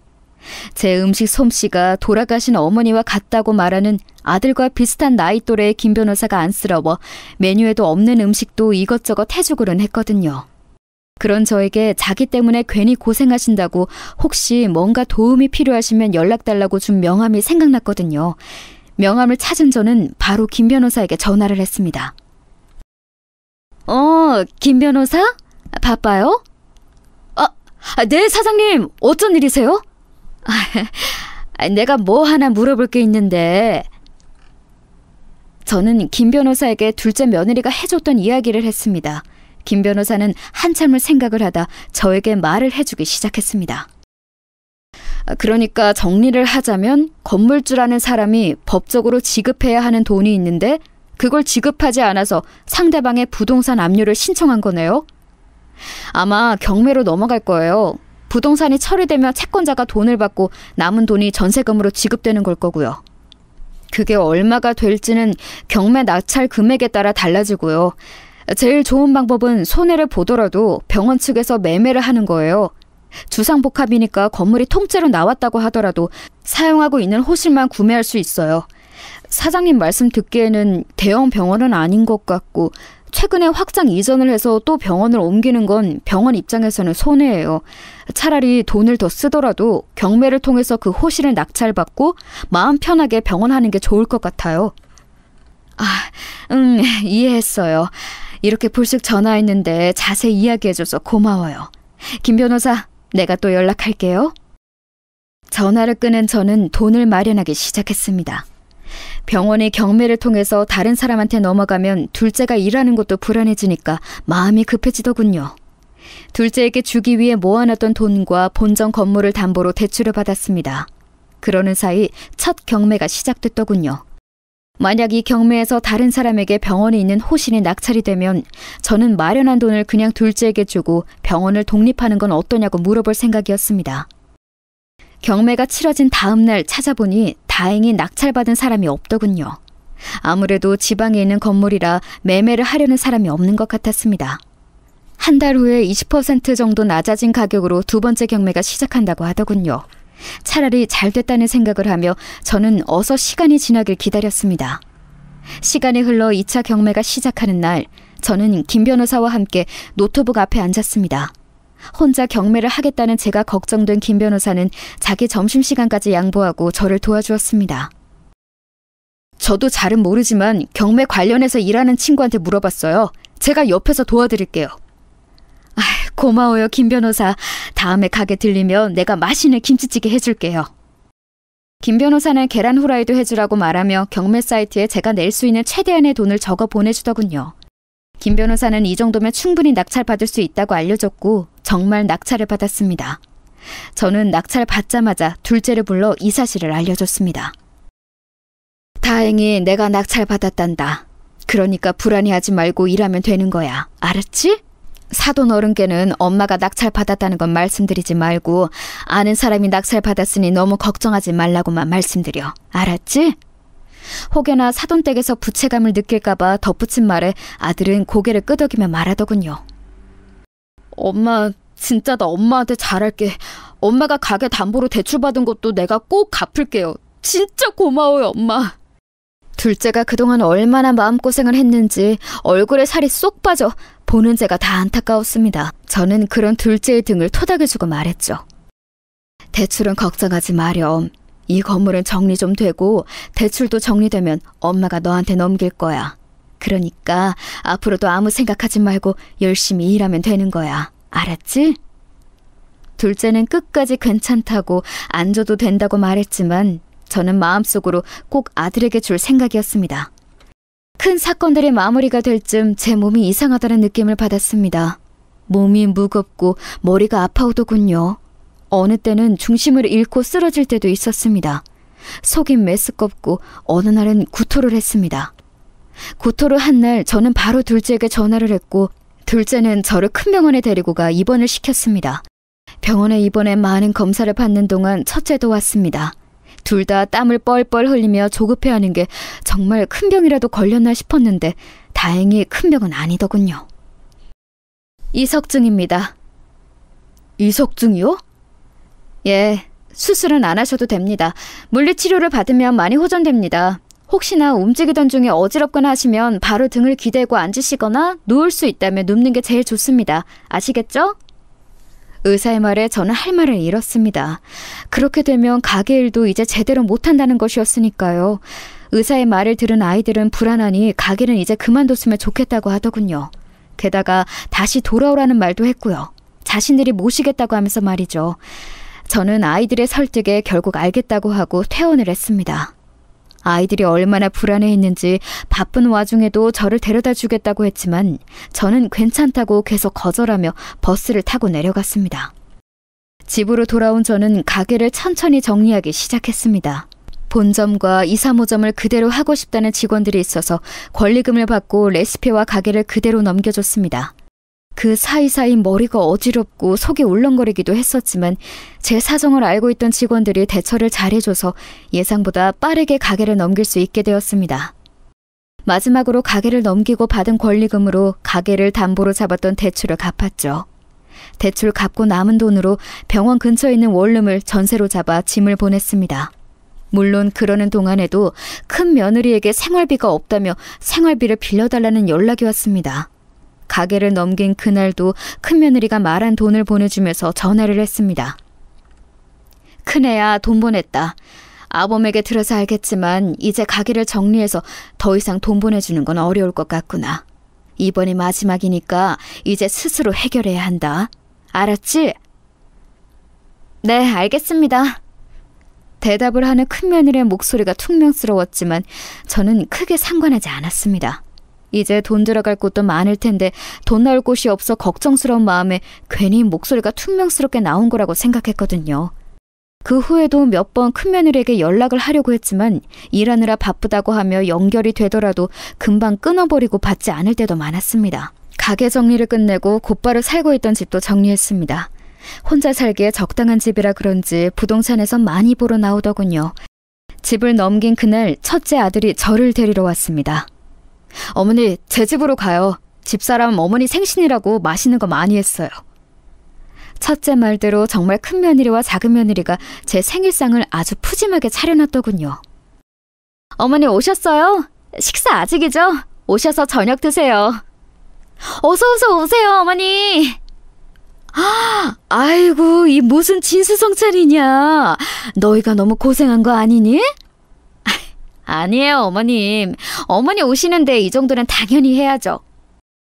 맞아요, 어머님. 게다가 오늘은 어머니 생신이신데 이 정도는 해야 어디 가서 자랑도 하시고 그러시죠.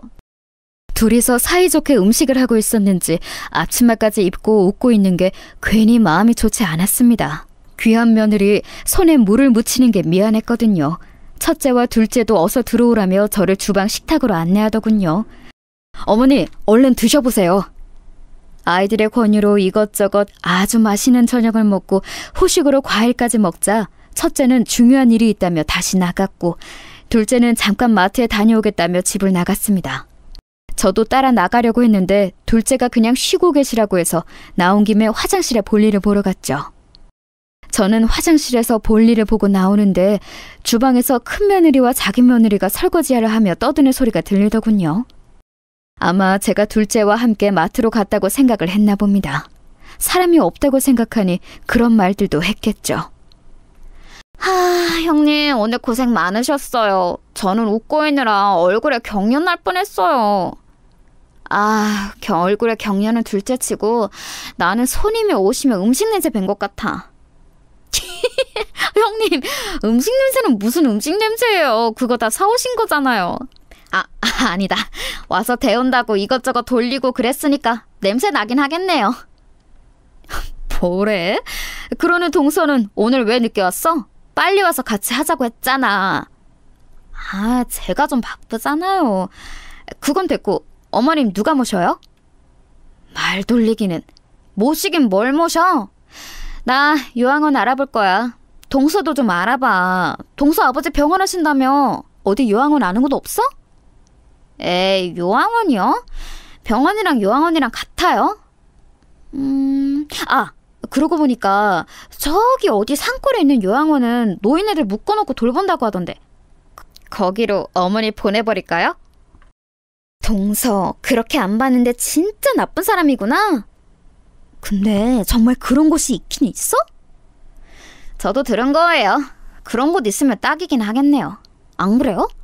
거기는 면회도 안 되는 곳이라서 매주 찾아가지 않아도 되니까 좋을 것 같은데요? 정말 한번 알아볼까요? 거기 아니더라도 면회 안 되는 곳으로 한번 알아봐.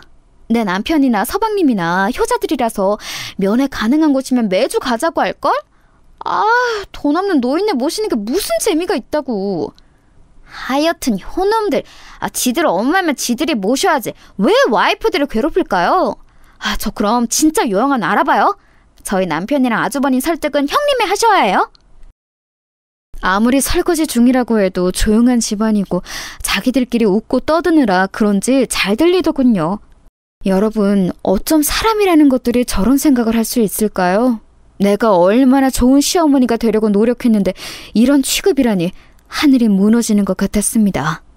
당장이라도 가서 저 두 년의 머리카락을 쥐고 흔들고 싶었지만 꾹 눌러 참았습니다. 끓어오르는 분노를 눌러 참으며 어떻게 해야 할지 머리를 굴렸습니다. 엄마? 여기서 뭐 하셔요? 때마침 둘째가 마트에 다녀온 둘째 아들이 들어오며 제가 물어보더군요. 저는 일단 며느리들의 대화는 못 들은 척하며 방금 화장실에 나온 사람처럼 태연하게 거실로 나왔습니다. 저와 둘째의 목소리가 들리자 당연히 며느리들도 대화를 멈췄고요. 저는 둘째 아들이 주는 주스를 다 마시고 식탁에 내려놓으며 제가 들고 온 가방과 겉옷을 찾았습니다.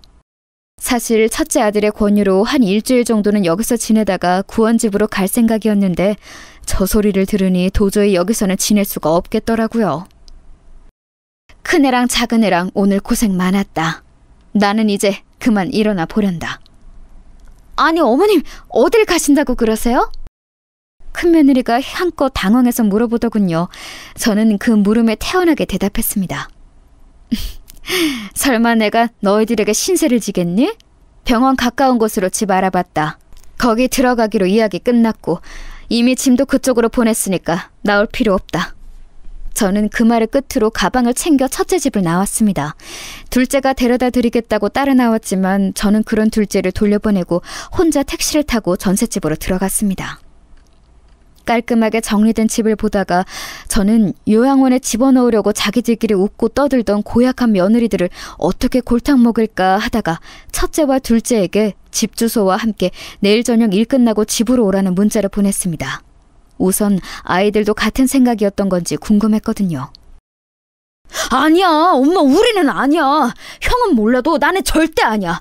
우리 엄마가 그동안 얼마나 고생을 했는지 아는데 설마 내가 그런 곳에 보내겠어? 저도 아니에요, 어머니. 그럴 거였으면 왜 여기까지 오시겠겠어요? 아픈 어머니를 그런 곳에 모실 리가 없잖아요. 너희들도 같이 그런 생각을 한 게 아니라면 됐다.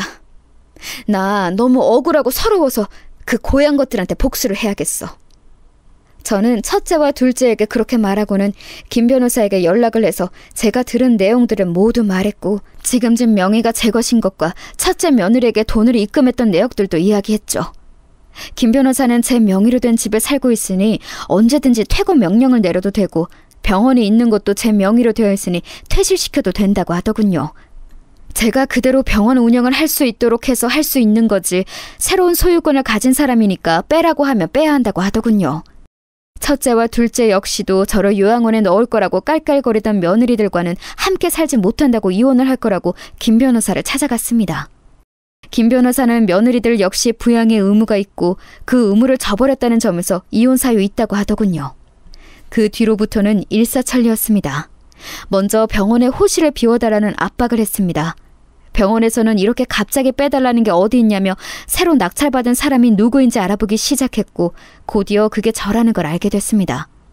큰며느리에게도 그동안 생활비, 학원비 등으로 쓰겠다고 빌려달라고 했던 돈이 정말 거기에 쓰였는지 사실 확인을 위한 증명서를 내놓으라고 했습니다.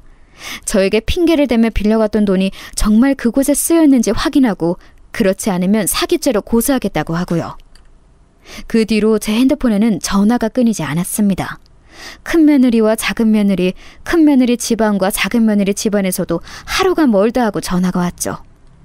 어머니, 정말 저희한테 왜 그러세요? 맞아요. 저희가 무슨 잘못을 했다고 지금 저희를 괴롭히시는 거예요? 대뜸 집에 찾아와서 현관문을 열자마자 따지는 두 며느리를 보니 머리가 아프더군요. 한숨을 내쉬면서 있는 그대로 말했습니다. 그러는 너희는 내가 무슨 잘못을 했다고 나를 요양원에 보낼 생각이었니? 어떻게... 아니 어머니... 그건 장난으로 농담으로 웃고 떠들려고 한 말이었죠. 됐다. 설마 내가 너희한테 나 모시라고 하겠니? 돈 없는 늙은이 모실 필요 없다. 이제부터 내가 번 돈으로 살 거니까 첫째 너는 내가 준 돈 모두 뱉어내라. 어머니 죄송해요. 제가 잘못했어요. 어머니 손주를 봐서라도 용서해 주세요. 정말 그냥 장난으로 한 말이었어요. 아니, 이미 난 마음 굳혔다. 큰애 네가 돈을 어디에 어떻게 썼는지는 모르겠지만 변호사한테 물어보니까 쓰겠다고 하는 용도 외에 쓰게 되면 그거 가지고 재판을 할 수 있다고 하더구나. 나는 그 돈 꼭 받아서 돈 없는 노인네 말고 돈 많은 노인네 할 거다. 그리고 작은애, 너도 똑같아. 사돈에게 병원 빼라고 전해라. 어머니, 아무리 그래도 저희 아빠 병원인데 그렇게 마음대로 빼라고 하시는 게 어디 있어요? 너야말로 너희 마음대로 나를 요양원에 보내려고 했잖니? 나는 그러면 안 된다는 법 있냐? 그리고 그 병원에 있는 자리에 내가 그동안 피와 땀을 흘려 번 돈으로 산 정당한 내 공간이다. 거기에 내가 병원을 넣든 뭘 넣든 내 마음 아니니? 짧은 기간이지만 내가 좋은 마음으로 사돈 병원 가만히 뒀지만 내가 너희들한테 그런 취급당하는데 왜 내가 마음을 곱게 써야 하니? 됐다. 나는 이제 너희를 내 며느리 취급 안 할 거니까 썩 내 집에서 나가. 어머니! 저는 그 말을 하고 현관문을 닫아버렸습니다. 밖에서 며느리들이 시끄럽게 저를 불렀지만 그대로 뒀습니다. 지금 후회해봤자 이미 엎질러진 물인데 다시 담을 수 있겠어요? 괜히 좋은 마음으로 며느리들한테 잘한 거였는데 그 마음이 배신당하니 서글프기만 하더군요. 아무튼 저는 모든 권한을 김 변호사에게 넘기고 병원에 다니며 치료에 전념했습니다. 확인 결과 정말 큰 며느님께서 사장님이 주신 돈을 다른 곳에 사용했다고 하더군요. 그렇게 주식으로 돈이란 돈을 다 없애버리고 다시 주식을 시작하다니. 주식 때문에 이혼을 한 해 만에 해놓고 또 주식을 사? 아주 머리가 꽃밭인가 보군. 작은 며느리 쪽은요? 병원에는 이번 연도 안으로 나가라고 이야기했습니다. 그쪽에서 어떻게 나올지는 알아봐야 할 것 같습니다. 그래도 계속 우길 수는 없을 거예요. 사장님 말씀대로 병원에서 나간다고 하면 어느 정도 이사 비용은 드리는 걸로 할게요. 그래, 김 변호사. 고생했어요. 앞으로도 조금만 더 고생해줘요. 첫째와 둘째는 그 둘과 이혼한다고 김 변호사를 찾아갔다고 하더군요. 이런저런 이야기를 하다가 집 이야기가 나왔다고 해요.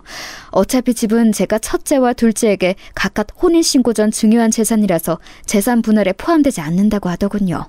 게다가 첫째 같은 경우는 최근에 있었던 큰며느리의 주식 투자 때문에 모아놓은 돈까지 없어져서 분할할 것도 없고, 둘째의 경우에도 병원을 이전하면서 모아놓은 돈을 모두 병원 이전에 쓰라고 사돈댁에 드렸기 때문에 나눌 게 없다고 하더군요.